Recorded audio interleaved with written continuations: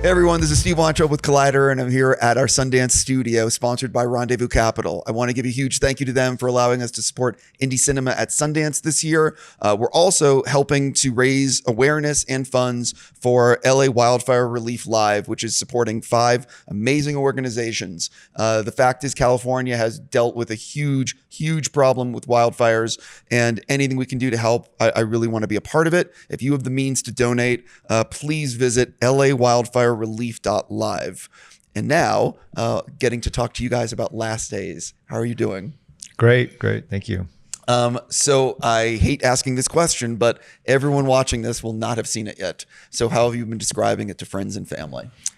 The film is about an exploration of John Allen Chau, who is a Christian missionary, and his journey to North Centinel Island, which is illegal because there's an uncontacted tribe that's been there for thousands of years. And I think this film is trying to kind of connect, to his humanity of what makes someone go on that journey. For all 3 of you, I would imagine you all read scripts. So what was it about this script that said, oh, I want to be a part of this?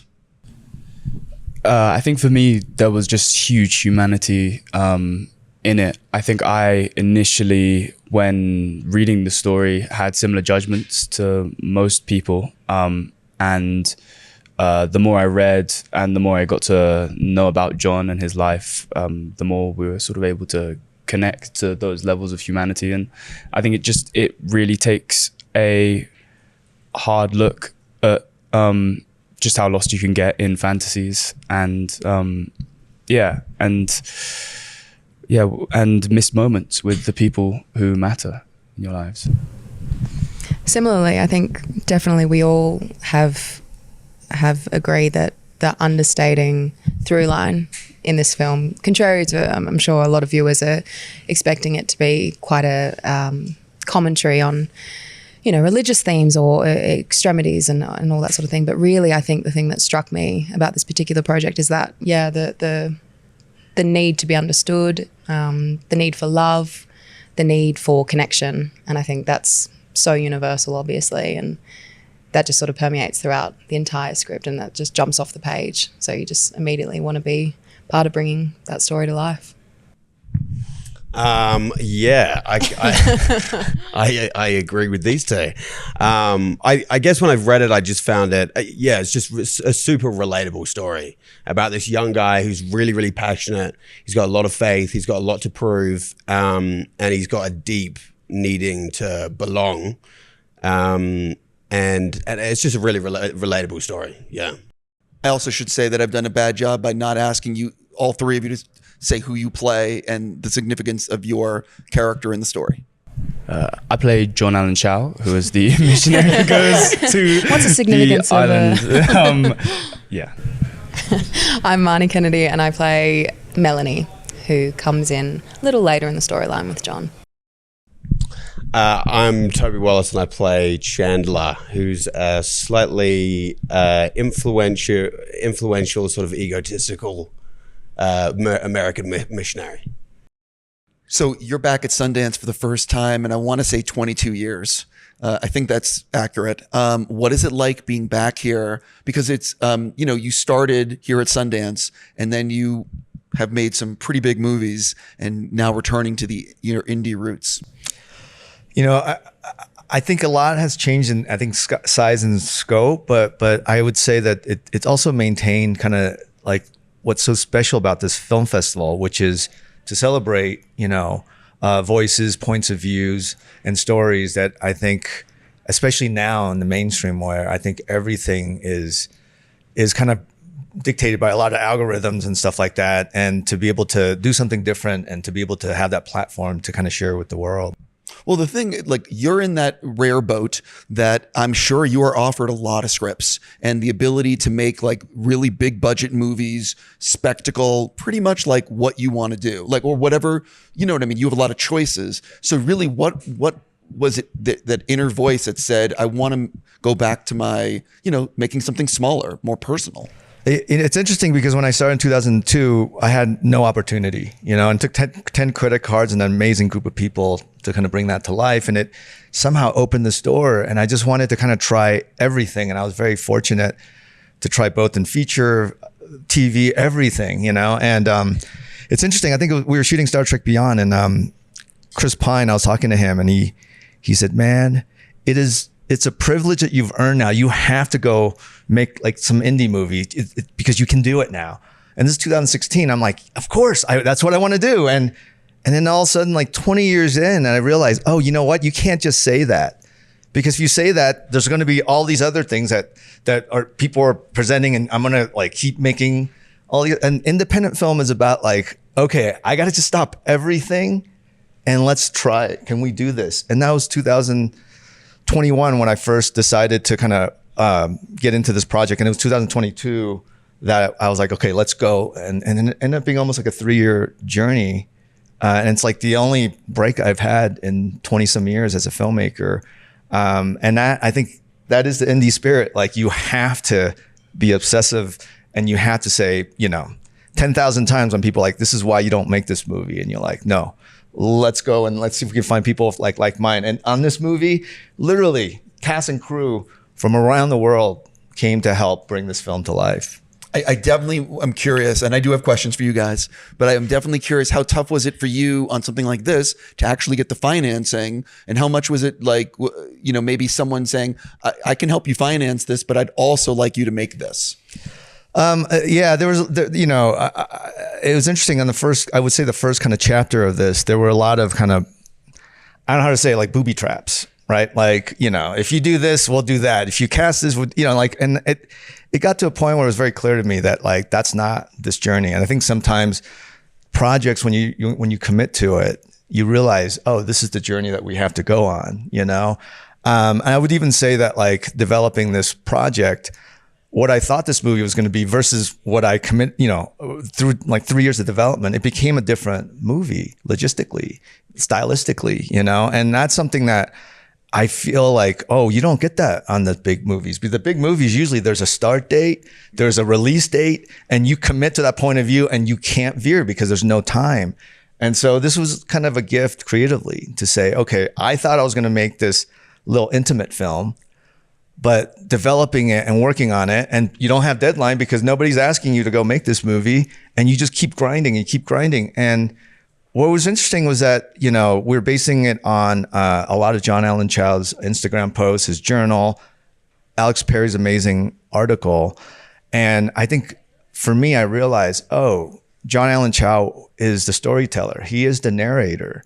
And I can sit here and give him notes. What am I going to do? Like, so I wanted to kind of honor that. And so to fill in the gaps, I realized we had to use a lot of kind of genre conventions because he was evident, like very clearly inspired by big adventure movies, novels, And so what was supposed to be this intimate character study, which it still is, I feel like the best way to do it is to bring the scope and sense of adventure that he was trying to share with us. It's a little scary, because I knew that like if we did that, I needed to make sure that we have like an amazing cast that can really kind of embody all these characters to be able to kind of fill in and bring that humanity. And so we went on this like really long journey, and I literally a worldwide, like we set a worldwide net, and now we, I feel so fortunate to be able to work with this amazing group of people, talented people, to bring them to life. So I love learning about how actors like get ready for their first day of filming. So hypothetically, it's like you're going to shoot on a Monday. What are you like the 2-3 weeks leading up to that shoot or longer? Like when are you starting to inhabit your character and figuring things out? And like, you know what I mean? Getting in that headspace. Other than anxious? Or? Yeah, other than anxious. But like, I'm so serious. Like when are you really breaking down the dialogue? When are you learning your lines? When are you entering that headspace or learning an accent or whatever it may be? Yours is definitely the most intense. The whole process, as with indies, to my recollection, we started up and then got shut down on 3 separate occasions. And each time it really felt like we were going to go for it. And so you have no option but just to dive in head first. And a lot of, for me, I think there's such a sincerity to John's character. There's such an integrity to him. And I just wanted to make sure that when I said his words, Justin's words, that they hit home, and that they felt sincere. And so a lot of it was wrapping my head around the exact energies and mentality and the mindset that someone who's coming into that place, that sort of mindset, which is like someone who's willing to give their life for something beyond themselves. That's not something that I think a lot of people can grasp. I think I think it's still something that I struggle to grasp, to be so selfless, regardless of your belief of whether you align with him or not. So it's sort of stepping into that mindset. It's stepping into the communities that he was in. We even had to do some additional shooting prior. So we went out and drove around Iceland and shot for a week out of a van. It was physical preparation. It was accent work. It's just doing what you can to make sure you respect the person. Iceland is beautiful. It is incredible. Yeah. For people that have never been, I was lucky to go once. It's like visiting another world. Oh my gosh, the landscapes there. I think that was part of the reason we chose it, was there are so many different landscapes that you can occupy and inhabit. And especially for John, he's so aspirational, and so many of those landscapes just bring that out. And I think especially for our version of John, I think there should be a distinction made between our version and the real John. For our version of John, like the way that he connects to faith and something higher is through the environment, and there's so much glory to be found in that. I think because this was, I've not experienced such a gap in between reading a script, auditioning, receiving the role, and then obviously being on set. And normally you can sort of stomach that sort of thing, but because I think all of us felt this, we cared so deeply. It was a little bit of, the scripts come around every lightning in a bottle, basically. And I think that preparation was, or just on a personal level, was really difficult, just because you just want to be a part of this thing that you know is going to be really special. And so as soon as we were on set, I think it was guns blazing. We were just all so keen and so ready, and I think so humbled as well. So. Let me just put a little context. I've made big movies, and I knew that like a movie, our ambition for this movie logistically would have been like 90 something days, and we shot this in 38 days in Thailand, UK, India, Iceland, California. I mean, we went everywhere, and it was incredible. I mean, the stress I put the cast through. Not at all, though, because you create environments that, like, with the cast and crew, that's the important part. You've got this beautiful crew from all parts of the world, and all of that is just so irrelevant once you get on set, and you're just sort of so happy to be there because of that, regardless of all the obstacles you in particular, Justin, like you would never know. You walk onto set and it's just big wide open arms, and you're so safe and you're so welcome. You would never know all the pressure that Justin was under. You would just never know. He makes an incredible community that's really just dedicated to that Absolutely. vision and is unrelenting in doing it. And it's just, it will get done. For sort of actory prep stuff, I think it changes job to job. I think there's something to be said about doing loads and loads of work for a thing, and that's always going to pay off. Sometimes not doing some of the work and just turning up on the day and letting things come to you is the right way to go. But I must say, I was really, and I don't want to talk on your experience too much, but like I was quite inspired by Sky on this, to be honest, because I haven't really seen commitment like that in a little while. And Sky, I don't know if you want to, I'm not going to speak on your experience at all, but he just did like a lot of work coming up to the film. There was a lot of time, obviously, like we were saying, coming to the film, and he did a tremendous amount of work, like with those communities, literally with those communities, and I was just really impressed by it. I was just super impressed by his prep, and inspired by it. Yeah. Well, there's something I specifically want to talk about, which I read this in the press notes. I want to make sure I got this. But you guys, and you mentioned you filmed it in 38 days, but you filmed it backwards. And so something that, someone lost 30 pounds during the shoot. So that's what I read. I don't know if it's 30 pounds, but I would say, I think because of the just trying to get this to day one, we had a lot of obstacles, and Sky was fully committed, and after we started working together, he'd literally be FaceTiming me from like Oklahoma, and just he'd be by himself. And like, I felt very kind of fatherly, at some point. I'm like, oh my God, like he literally is just going around the world, And so we found that kind of connection to a point I felt like it had to be part of the process. So then, Sky's a filmmaker, Darius, they've made films together, and I really liked it. So I ended up kind of collaborating. So I said, look, you shouldn't be going by yourself. So Darius went with him to Iceland, and we ended up kind of making film. And it's kind of like, when you make these big budget movies, you have different units around the world. And I kind of use that to, as part of the process, of this. And I would say, he really, there was two transformations. First, he had to like become like John, who's been hardened. And it took like a year of like, working out. I mean, in Thailand, we were all staying together at 5 a.m. before I go on the scouts. I get up and I'm writing, and I look out the window every morning, and Sky is there just working out, and like we could see each other, and it just kind of became part of the process, And then after we were done, I think Thailand, like 2 weeks in, I remember I called him. I said, now what are we gonna do? Do you want to like? We need another body. there's a scene later on where I won't reveal anything, but John has to strip down, and I think we just really want to make a distinction between the different stages that John goes through, but like both physically, but then also what that does to his state of mind as well.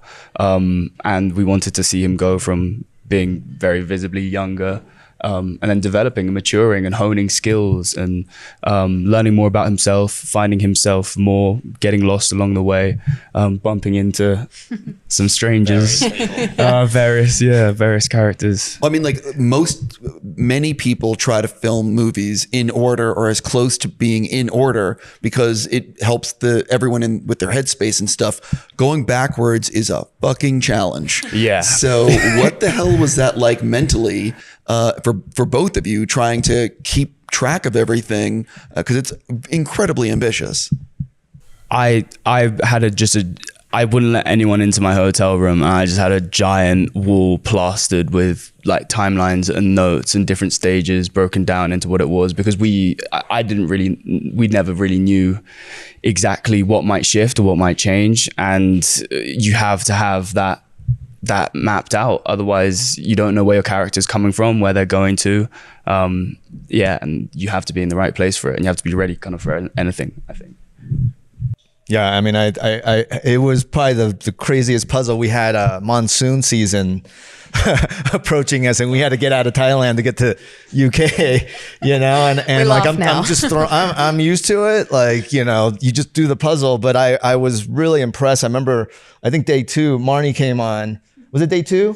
And it was like, it was shot like, and not only backwards, but it was, and her reaction to Sky, I remember seeing there, and I thought, oh, they got it, and it was all that prep really worked. And it's a testament to this amazing cast, like we go there and we kind of talk about it, and they just came ready and they embodied it, because it's not just about these characters being on screen. For this film to work, they had to feel lived in, and they really came ready. And I think even with Toby, I think we went around the world, and it was going backwards on that one too. And but there was I do remember one point that it was literally monsoon season, because we were getting so many storms coming through.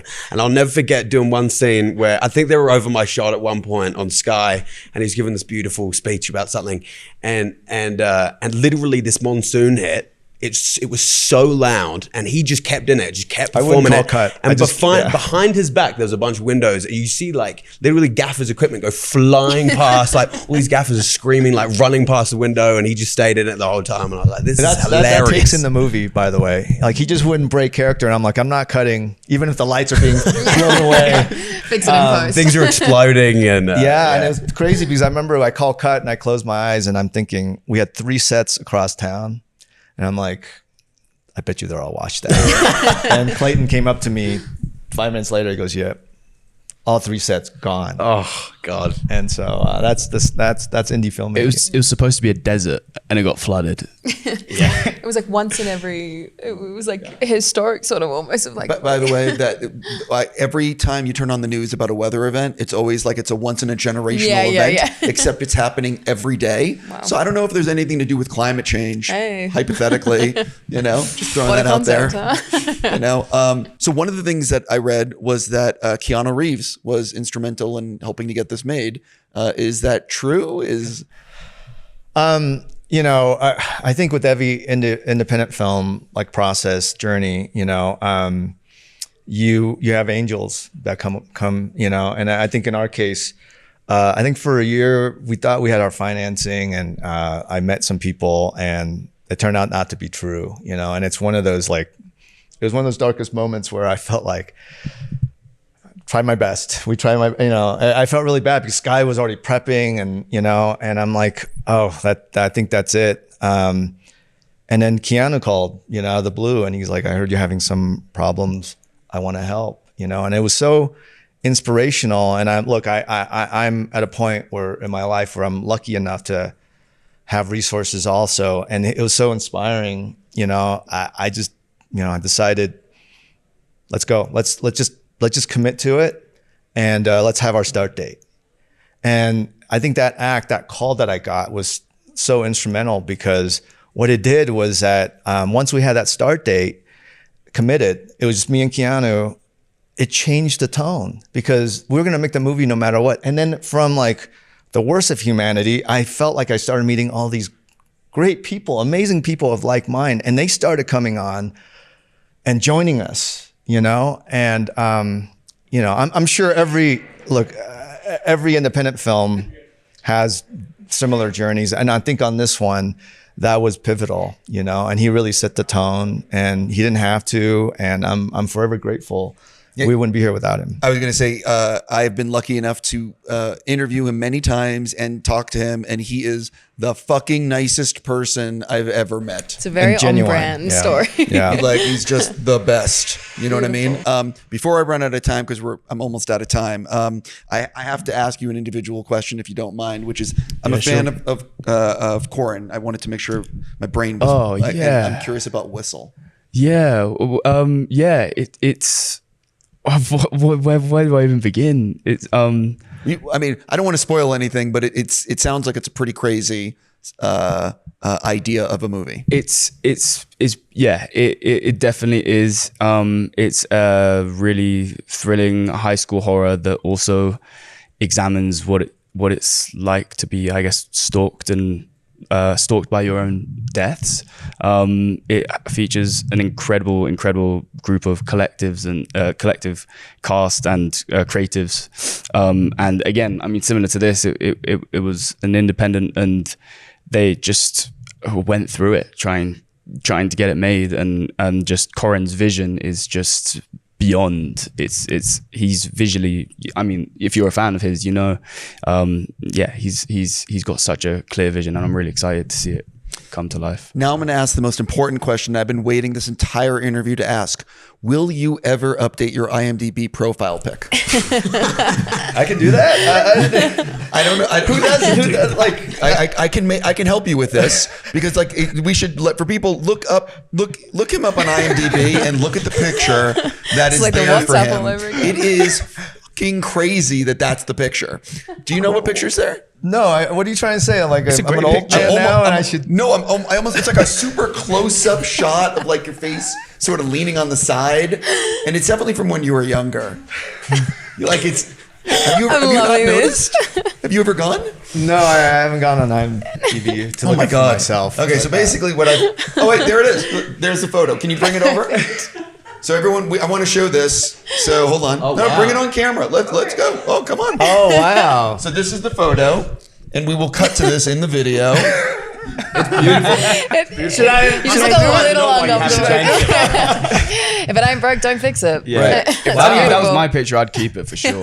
I might make it my Have picture. you really not gone and looked at that? We'll all who just does make the it our photos? picture. I know people at IMDb. I can help you if you want to update it. No.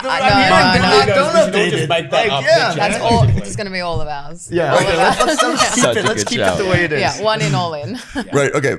So now moving on to the next thing. Are you actually filming Seven Wonders? What's up with that? No, I'm not filming. I think right now it's been, again, I think this has been, for me, like, it's a miracle any independent film gets made. And so it's been kind of I know, been 3-year journey for us.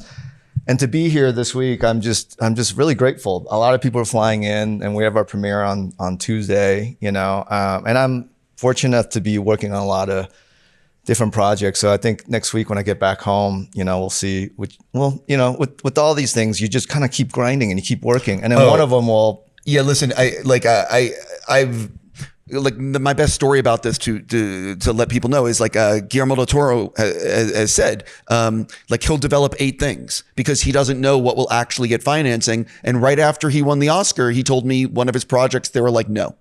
Like they just straight up canceled it. And Should have called Keanu Reeves. Right, exactly. but that's just the way Hollywood is. It's like really fucking hard to make things. Yes. So let me ask you, obviously this must have been an energizing experience for you, returning to your roots. How much are you thinking about for the future, doing more indies, and how much are you thinking about, because you're one of the few that gets to play in that really big sandbox, Look, it's interesting because I think, again, coming from no opportunity, there was a lot of surprises for me personally. I think growing up as a latchkey kid, I didn't realize like how hard it is and how much I enjoy making like procedural pilots. Like that is the hardest thing I've ever had to do, but it's also very enjoyable. And I think that, I'm at a point, I'm on this side of 50 now where I think things are more precious. But I don't know, like sometimes I don't know what I wake up. Sometimes I get excited and you just kind of keep grinding, and then whatever pops, and optionality, having that is definitely like a privilege. And that's something I don't want to take for granted. Yeah. I know you're going to do something. I just don't know what that, you know what I mean? Yeah. And I'm not sure, but like, is there anything else you guys want to tease for people to watch out for? Or anything you're excited about for the future? This Corinne thing sounds interesting. Don't turn it on me, man. You've got so many exciting. I don't. This, I'm excited for this. No, I listen. It's fantastic that this is at Sundance, and that you said the premiere is Tuesday. Oh yeah, so you guys are gonna have a fun few days. You know what I mean? Listen, I'm gonna stop there, and I'm just gonna say a sincere congratulations for everything, and I really, really can't wait to watch this. And I wish you guys nothing but the best. Thank you so much. Thank you for coming in. Thank Appreciate you so that. much. Thanks for Thank having me. you.